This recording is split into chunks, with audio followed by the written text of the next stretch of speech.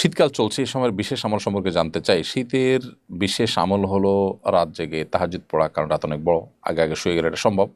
আর দিনে রোজা রাখা। হাসান বসরি রহমতুল্লাহ আলাইহি বলেছেন যে শীতকালটা ইমানদারের জন্য সুবর্ণ সুযোগ। এটা হাদিসের ভাষায় আল গনিম আল বারেদা আস-সাওম ফি শিতা বলা হয়েছে, শীতল সুবর্ণ সুযোগ বলা হয়েছে।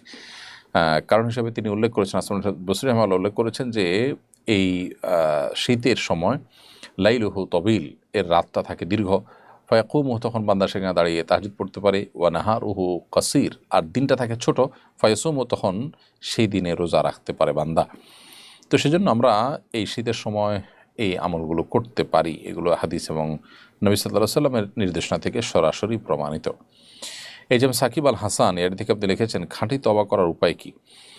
খাঁটি তওবা করার উপায় হলো যে আপনি কোনো অপরাধ করার পর সেই অপরাধ থেকে লজ্জিত হয়ে অনুতপ্ত হয়ে আপনি ফিরে আসবেন, সেখানে আর থাকবেন না, সে খারাপ কাজটা করবেন না, এবং এই খারাপ কাজ পেছনে যে হয়ে গেছে তার জন্য আল্লাহর কাছে অনুতপ্ত থাকবেন এবং ভবিষ্যতে না করার সংকল্প করবেন। এর মধ্য দিয়ে তওবা সংগঠন হবে।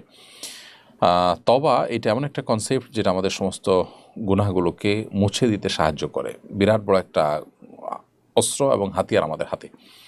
একজন মুসলমান তিনি তার অপরাধগুলোকে তার আমলনামা থেকে মুছে পরিষ্কার করে ফেলাবার সুযোগ পাওয়া, এটা যে কত বড় সুবর্ণ সুযোগ সেটা বলার অপেক্ষা রাখে না। তো সেজন্য আমাদের খাঁটি তওবা করার চেষ্টা করা উচিত। তবে হ্যাঁ, যদি কারোর আর্থিক অধিকার বা কারোর প্রতি আপনি কোনো প্রকার জুলুম করে থাকেন, তাহলে সেক্ষেত্রে তার তওবার সিস্টেম হলো যে আপনি কৃতকর্মের জন্য অনুতপ্ত হবেন, ভবিষ্যতে করবেন না, সে অপরাধ থেকে সরে আসবেন, সবই ঠিক আছে। পাশাপাশি যার হক নষ্ট করেছেন তার কাছে সে হকটা ফিরিয়ে দেওয়া বা তার কাছ থেকে ক্ষমা প্রার্থনা করে দায়মুক্ত হওয়া, এটা কিন্তু পাশাপাশি জরুরি।